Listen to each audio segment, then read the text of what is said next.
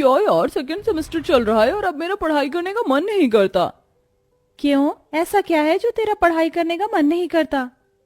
College में हम इतनी हॉट हॉट लड़कियां हैं, फिर भी सभी लड़के एक ही लड़की को देखते हैं। अच्छा ऐसा है क्या? मुझे तो पता ही नहीं था। कौन है वो खुशनसीब जिसे पूरा कॉलेज देखता है?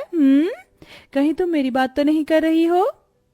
शक्ल देखी है तुमने अपनी? अरे तुम्हारी बात नहीं कर रही हूँ मैं, उसकी बात कर रही हूँ। Richa, Richa the famous girl in this college. Oh अच्छा, तुम उस लड़की की बात कर रही हो जो बहुत ज्यादा अमीर है? आई थिंक खुराना की बेटी। हाँ बहन, मैं उसी की बात कर रही हूँ। सभी लड़के उसी के पीछे लट्टू हैं।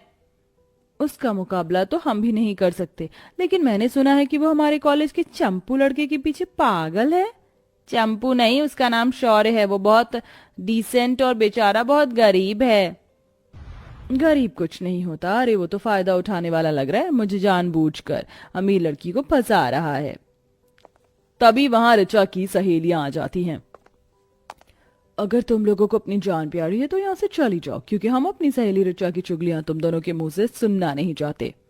हमारे होते हुए कोई प्रॉब्लम हो ही नहीं सकती। चलो क्लास लेने चलते हैं। अच्छा पहले ये तो बताओ, शौर्य आज कॉलेज में आया है? हाँ हाँ, आज वो भी कॉलेज आया है। आज तो मैं उसे प्रपोज कर ही दूंगी। इस तरह कॉलेज खत्म होने के बाद जब सब अपने घर के लिए जा रहे होते हैं, पीछे अपनी बड़ी सी कार में बैठकर खुली सड़क पर शौर्य का रास्ता वो रोक लेती है। अरे मेरा रास्ता क्यों रोका है रिचा तुमने? कोई मदद चाहिए क्या? शौर्य, दरअसल मुझे तुमसे कुछ कहना था। ये हमारा फाइनल ईयर है और मैं अपने दिल की बात कहना चाहती थी। दरअसल मैं तुमसे बहुत प्यार करती हूँ, तुमसे शादी करना चाहती हूँ। अरे पागल हो गई हो? मैं बहुत गरीब हूँ, तुम्हारे लायक नहीं हूँ। तुम मुझसे बहुत आगे हो, बहुत अमीर हो। मैं तुम्हारा मुकाबला नहीं कर सकता। प्यार में अमीर और गरीब कहाँ से आ गया? मैं तुमसे सच में बहुत प्यार करती हूँ। मैं तुम्हारे बिना किसी और की नहीं होना चाहती। मुझे मना मत करो। क्या तुम मुझसे प्यार नहीं करते? मैं तुम्हें पसंद बहुत करता हूँ, कहीं ना कहीं प्यार भी करता हूँ, पर इस प्यार की कोई मंजिल नहीं। तुम मेरा हाथ तो थामो, सब कुछ ठीक हो जाएगा। मैं तुम्हारे साथ गरीबी में भी खुशी से रह लूंगी। ऋचा ऐसा कहकर शौर्य का हाथ पकड़कर उसे अपने घर ले आती है, जहां वो उसे अपने अमीर बाप से मिलवाती है। डैड, ये शौर्य है। शौर्य, ये मेरे डैड है।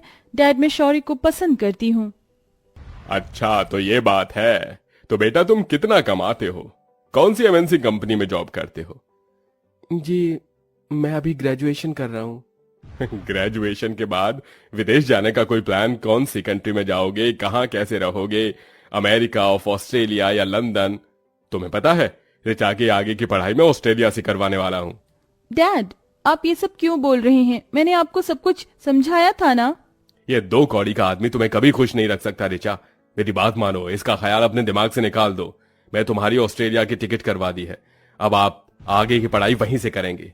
नहीं डैड, मैं शौर्य से प्यार करती हूँ और उसी से शादी करूंगी। अगर आपको ये रिश्ता मंजूर नहीं है तो ना सही।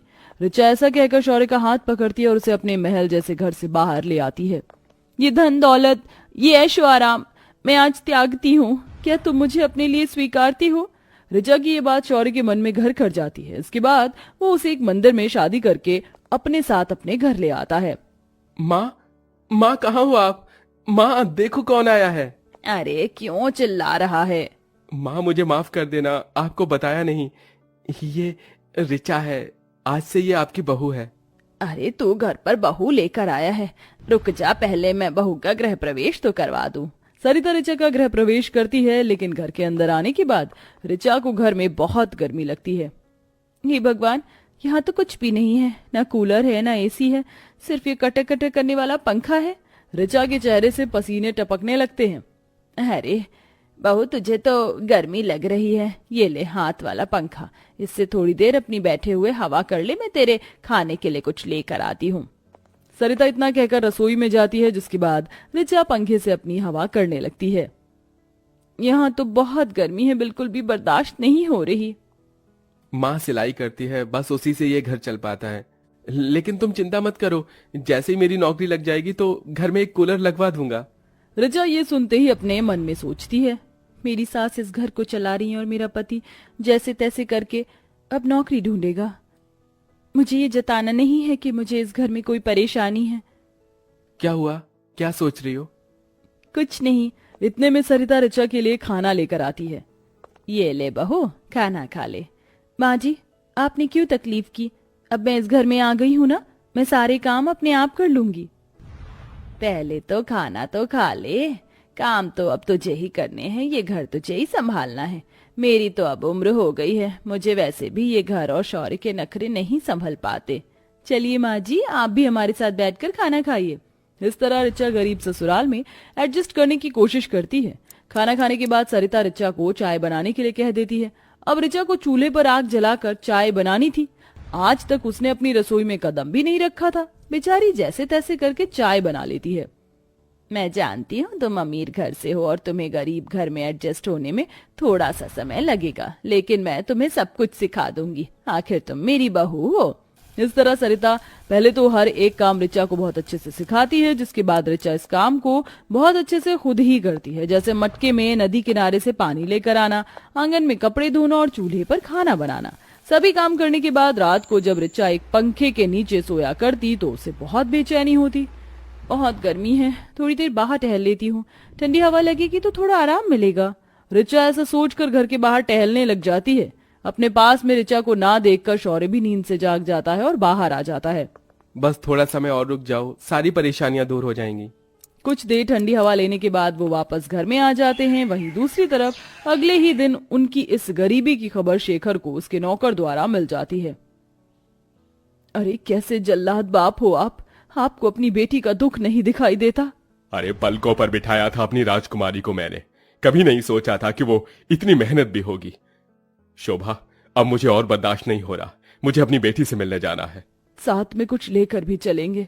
इस तरह शेखर और शोभा अपने साथ कुछ गर्मियों का सामान, दहेज के एक तोहफे के रूप में फ्रिज, एसी जैसा पूरा सामान पैक करवा कर एक ट्रक के साथ अपनी बेटी के घर पहुंचवा देते हैं और खुद अपनी पत्नी शोभा के साथ अपनी बेटी के ससुराल आता है, जहां वह अपनी बेटी को गर्मी में इतनी मेहनत करते हुए देखता है। अरे पिताजी, आप मेरे ससुराल में पहली बार आए हैं, चलिए मैं आपके लिए कुछ अच्छा बनाती हूँ। ऋचा अपने माता और पिता के लिए अपने ही हाथों से सत्तू का शरबत बनाती है। हमारी नन्ही सी राजकुमारी इतनी बड़ी कब हुई पता ही नहीं चला। बेटा मुझे माफ करना, मैंने कुछ ज्यादा ही ज्यादती कर दी तुम्हारे ऊपर।